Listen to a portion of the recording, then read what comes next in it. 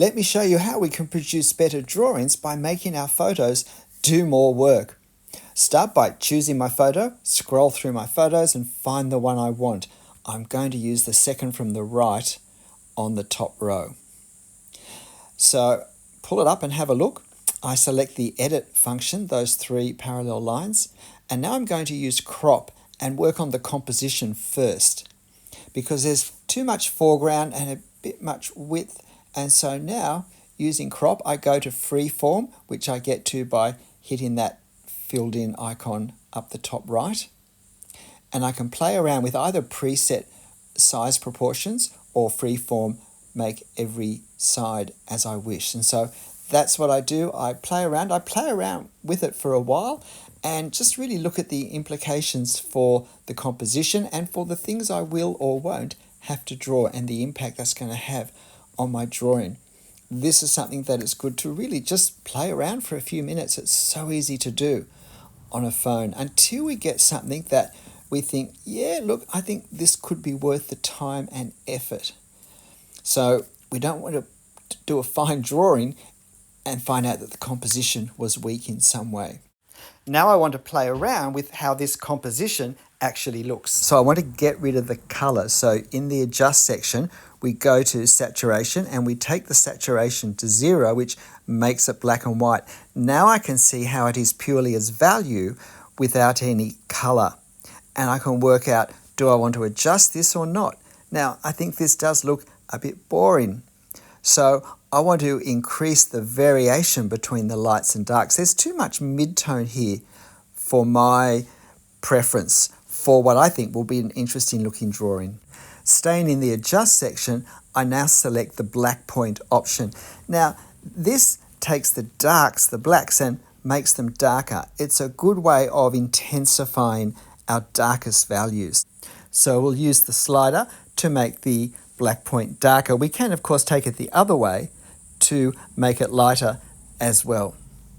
So we'll adjust the black point a bit and see how it looks. Here we go, just sliding it darker. What do you think? Is this looking more interesting? I think it certainly is, especially when you consider my drawing will be in black and white. We're going to go past brightness and stop at contrast. Let me show you why contrast is my favorite option to play with, because what contrast does is it darkens the darks, but correspondingly brightens the brights.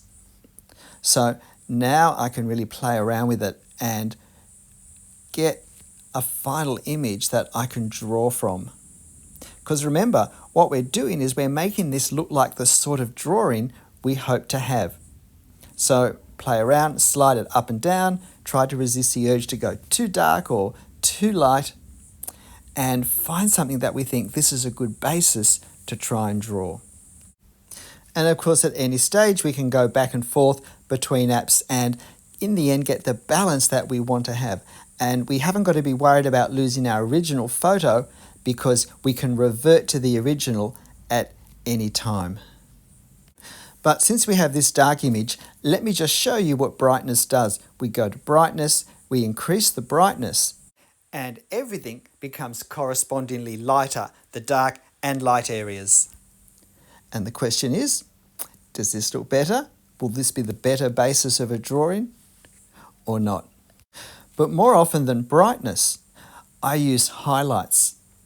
The highlights is a bit like black point in that it lightens the lights without impacting the darks. And so it's a way of cranking up the very lightest values we have without losing any of the contrasts. And now I go back to black point and contrast and just hover and make very slight adjustments, possibly or not. This is where I now make a commitment. But there's one more thing to do. And that is I go to saturation and I put the color back in and I get to see how this looks with the color. It's a great way of seeing the difference between color and value, comparing this with our original color photo where we didn't adjust the values. In a moment, I'll show you some hard copies and just make a few points regarding this. In fact, let's compare this copy with its adjusted values with the original color version where we hadn't adjusted anything at all. And this is where we started with. Which do you think is going to make the better reference for a more interesting drawing? Which one do you think is going to make the better starting point for a drawing? But speaking of photos, let's just compare a couple of hard copies to see things side by side. So for comparison, here we have our original reference photo in colour, and here we have that same reference photo desaturated with the colour taken out.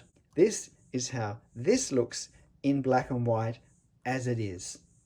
But to my mind, there's just too much grey that's the same, too much mid-value, which when I translate it into fine liner black ink marks, is probably going to look even more similar. So I need to change the midtones and separate some of them into darker values and some into lighter values. And this is what I can explore using my photo app. So I crop my original reference photo to something that I think is more like what I'll actually draw. And I have now the cropped image again in the original values, simply in black and white. And now I play around with these values because it's easier to understand what's happening in a monochromatic image than with the confusion of color and value together. This way, I'm just manipulating value. And so I end up choosing this adjustment.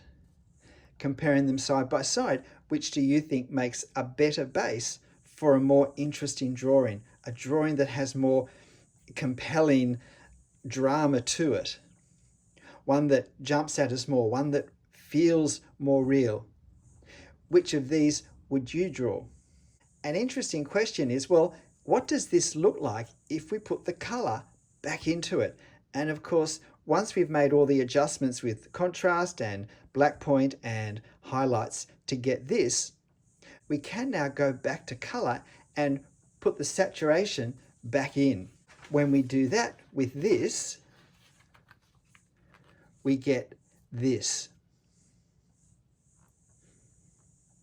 Sometimes the colors end up being too intense when we do this flip back to the original coloring. In this case, I like the way all the colors look. And in fact, I'm going to do my drawing of this scene using this as my primary reference.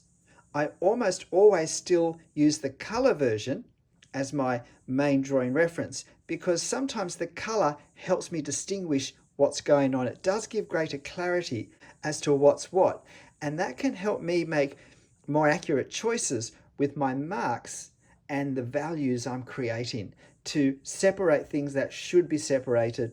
So I'll draw from this, but I'll have this off camera, but within sight. And when I'm not so sure of the relative values of things here, I'll glance over to this one and just see how it looks here.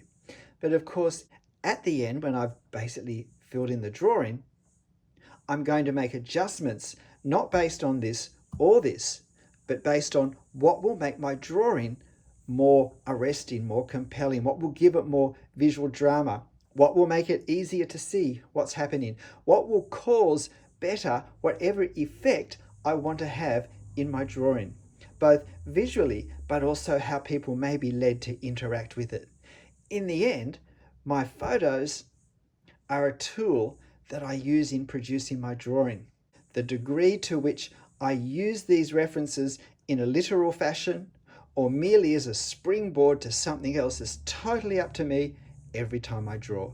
G'day, I'm Stephen Travers. Hope you found this interesting. If you don't, play around with your photos on your phone. If you haven't worked out what all these things on the photo app do, and can I say brilliance is a great option in the adjust section to experiment with and see what it does. If you haven't, it's well worth getting a picture that you're thinking of drawing, particularly one with a great range of values in it, and just explore visually what are the options for how this may look, and then choose the best one for your drawing. But hey, in the end, however you draw, whether you use photos or not, whether you play around with them and tweak them or not, Make sure you have fun. I'll see you next time. Bye.